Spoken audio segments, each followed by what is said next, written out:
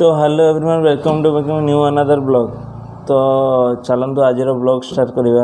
तो आज हूँ स्वाधीनता दिवस, तो से आप बहुत बहुत शुभेच्छा मो तरफ। एंड फास्ट जीवा स्कूल को, कारण स्कूल छोट छुआ मान सहित मुझे चाहे पालियापाई कहीं ताठारू पवित्र स्थान आउटी भी ना। तो चलतु आगे जीवा स्कूल को, सेठी देखा कौ टाइप पालन हो आपन को देखेबी भी। तो चलतु आगे जीवा स्कूल को, तापर से देखा हो।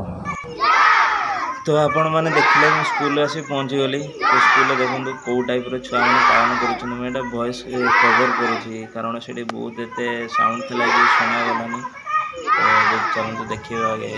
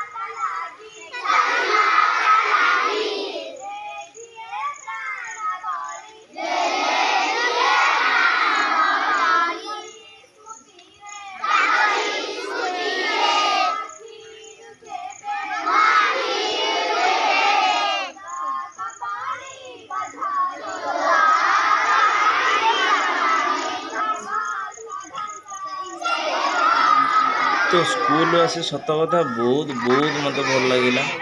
तो ये तो देखिपे तो मैं वॉइस कवर करुँची। तो ये देखिपे कौ टाइप माने एते शांति एते छोट छोट छुआ बहुत प्रकार भाषण भी दौरान। तो ये सार मैंने भी सब अच्छा। तो आशा करते बहुत भल लगुए ब्लॉग को।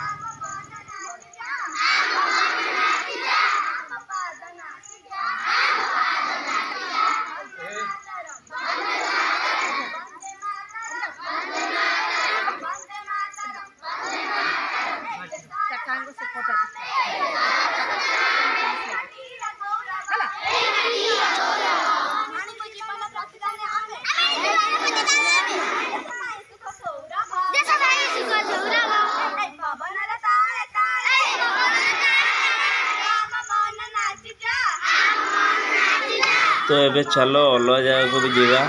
अलग जगह भी बहुत जन डाकी से देखा कौन कौन हो वीडियो देखिए। धन्यवाद।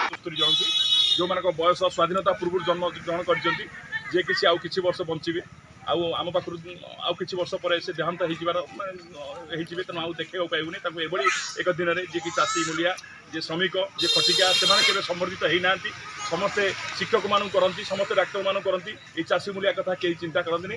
तेणु आम प्रति साहि आज रहा समस्त नवेदन। आज गोटे दिन एत बड़ दिन आम यही दिन में सम्मिलित करम गर्वर कथा गौरवर कथा आम समस्त घर को आज आसीपार ना। वर्षा पाग ये संख्या कमी जाइए, तथापि समस्त घर को जाकि सम्मिलित करवा।